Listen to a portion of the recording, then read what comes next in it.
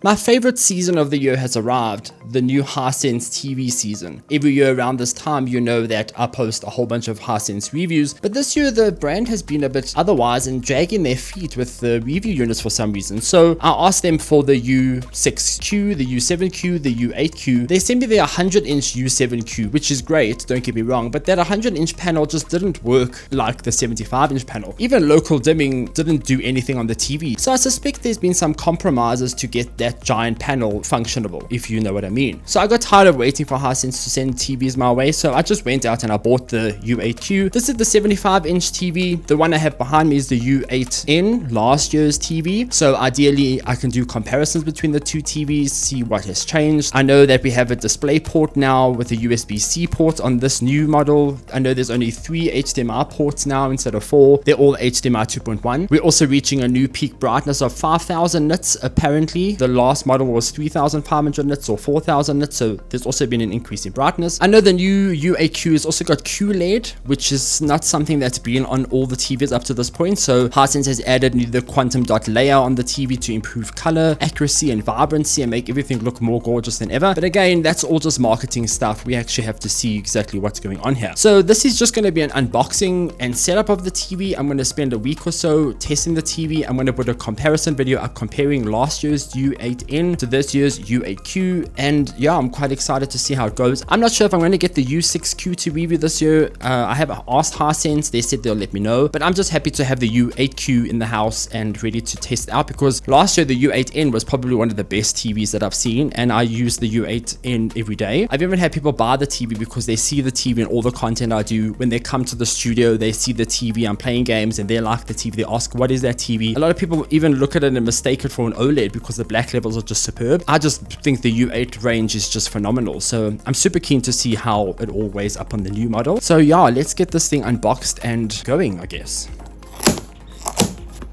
So as far as I know, the stand on the U8Q is the same as the U8N. Hisense hasn't changed much. It still uses that very heavy metal slate that they used on the U8N. I'm probably going to mount the TV anyway, but I'll show you how to install the stand in case you don't mount the TV. I'll be able to tell you now by just looking at the instructions if it's the same. Yeah, it looks pretty much the same. So it's still take the box apart. There's the big metal slate. You remove the back, you screw it in, you put that big metal slate on. And I think there was 2 heights, if I remember correctly. There's 2 different heights you can install the stand at. There's a height up there and there's a height there. So you can either have it that high or that low. I remember last year, both heights resulted in the sensor on the TV being blocked. So I just struggled. That's why I mounted the TV. So that's probably why I'll just do the same thing. And then that back thing just clips on and you have your thing covered and it's done. Let's just go through what you get in the packet. Power cable uses the same power cable as the other one as well. Same. Oh no. Okay, so that's new. It doesn't use the 3-hole one. It just uses the 2-hole one. Then this is for cable management, I guess. Then here's the screws for the stand itself. And then, do you want to see the remote? Drum roll, we're going to be unveiling the remote, and you know how obsessed I am with Hisense remotes. So this is a very exciting moment for me. And here's the remote you get with the U8Q. You get the fancy one. This is a huge upgrade from last year's remote that was just the same old black boring thing. This is really premium looking. It's got this really nice texture finish on the front. The buttons feel nice, that metal ring. It is plastic, so it's not metal, although it looks metal, but it really is like a premium remote. It isn't that solar panel one, but hey, I guess batteries need to be changed on this one, but it doesn't matter. I don't think I've ever had to replace my TV batteries. I think they just last forever at this point. But yeah, this is the remote. It's cool. I like it. I'm happy with this. And of course, you get batteries with it from Power Flash, some random brand. Hardy dolls, don't shut up. Okay, so here is the first part of the stand. This is the back. Same. It's pretty much the same, but it's cool. I really enjoyed the stand last year. I don't think there was any problems with the stand. One thing I noticed is that this TV doesn't have those. There's no plastic clips. You know, it has those things that you pop in out of the box. That's not there. So I guess you don't use them this time. You have to take everything out the box, remove the stand, which is the back. Okay, that seems simple enough. That means this needs to come out. First one. Yeah, this needs to come out now as well then. Oh god, this is going to be a real challenge alone. We'll persevere. Sorry, Kai Kai. My cat's getting scared. Goodness, with long arms, hey? I don't think short arm people will be able to do this by themselves. So at the back is the metal slate stand thingy. It's like super heavy. Okay, then the instructions say we need to remove this part. This is the padding for the screen. So quickly before I get carried away, let me show you the ports. You have your usual internet port, Ethernet port, or optical out, your 2 antennas. Then there's 3 HDMIs, and they're all rated at 4K 165 Hertz. So those are all 2.1 HDMI ports. You have your AV in your headphone, you have a USB port, that service port there, and another USB port. And then the USB-C port is somewhere on the side of the TV. I'm in two minds about the ports, okay? Yes, I'm so grateful that there's an extra HDMI 2.1 port, but you know what's better than 3 HDMI 2.1 ports? 4 HDMI ports. I just don't understand why you would reduce the ports and then add 2.1 ports. So you have one less port this year, but they're all HDMI 2.1 ports. So I'm just not sure how I feel about that, because one port will still be used for eARC. So they say that this must be here in front. We pick the TV up, we put it on this thing, and it rests on there. Someone holds it while I go to the back and screw the stand in. Okay, so now that that's done, it frees open the back side for the stand. Okay, so the stand requires you to put the bottom plastic part in, and you use 4 screws to screw in 1, 2, 3, 4 over there. So after that's done, then you take this and you attach it to the back of the TV using these screws. So these screws sort of like clip the stand on. They don't really screw in and attach it securely. The stand like clips onto these things. So yeah, I'm going to do that now. So now that the clips are on here, as you can see, the stand basically just clips on, and then you choose which height you want it at. So you either want that height or that height, and then it will determine how high the TV is off the stand. I don't think it's dramatically different, but it does make a difference for your sound bar and if you're going to be able to change the TV and get to the IR sensor, because yes, the TV still uses an IR sensor. So we'll probably just do it at the higher one. Yeah, so that's the higher one there. And then you take the remaining screws that you didn't use on the stand part, and you screw that into the TV. The TV stand is installed and it is now on the shelf. As you can see, everything is a bit of a disaster. I have styrofoam everywhere that you look. It is, yeah, everything is a bit of a mess right now, but it's okay. TV is up and running. I'm going to remove this whole foam thing now.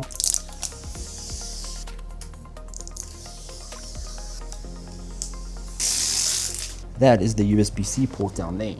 So I'm going to definitely do tests on that to see exactly how powerful that USB-C port is and if that's worth the skimping of the HDMI. I'm not a fan of the position of it because I just don't understand why you would have it here. Whatever you plug in here is going to jut out to the side. Okay, let's see how matte this is. Oh wow, not matte at all. Just want to show you, for example, quite reflective still. So there's the U8N. And there's the new one, U8Q, U8N, U8Q. I guess it's a little bit anti-reflective, just a little bit. It's a bit darker, but I wouldn't say it's super anti-reflective. You can see the two there. It's actually quite reflective. Not much difference from last year's model as well. I'm not complaining because I'm just not a biggest fan of matte displays, so I wouldn't say that this is a big difference.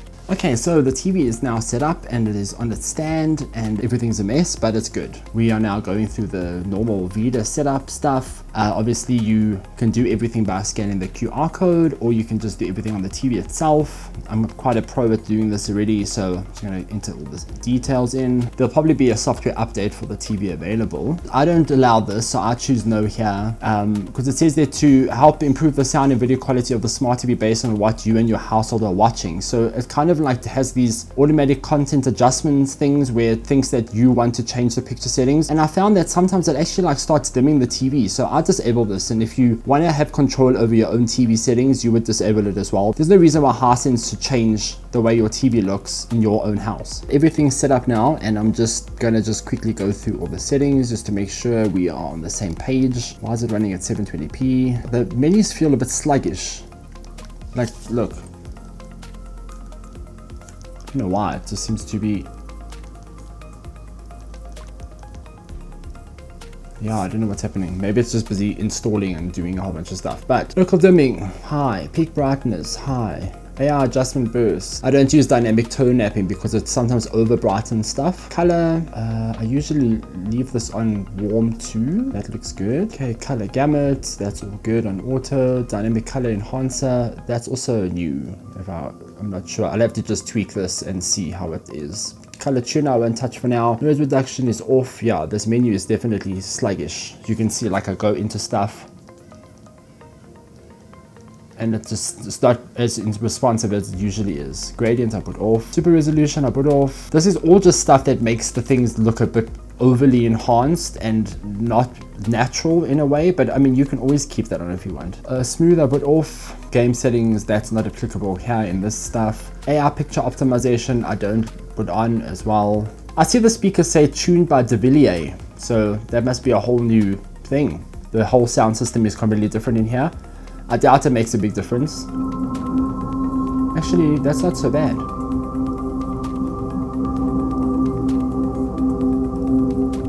Will I be using the TV speakers instead of my sound system? I don't think so. But it's nice to have some beefy speakers on here. I wonder if you could use them at the same time. Probably you could, but you would have to have a Hisense sound system to do that, like the HT Saturn or something. But the anti-reflective finish, it makes quite a big difference. It's not matte, but as you can see, I have a window behind me and you can barely see the window in that TV there. And that's a representation of what I'm seeing right now. I mean, the TV is not showing many signs of blooming anyway. Yeah, it's very clean. I mean, even the sides of that glass there's a very little halo effect happening. But what happened there? The TV just darkened itself.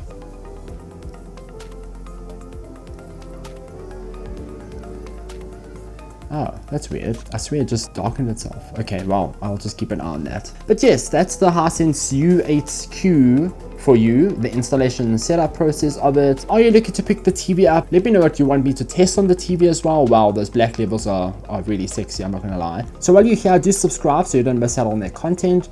And until next time, farewell.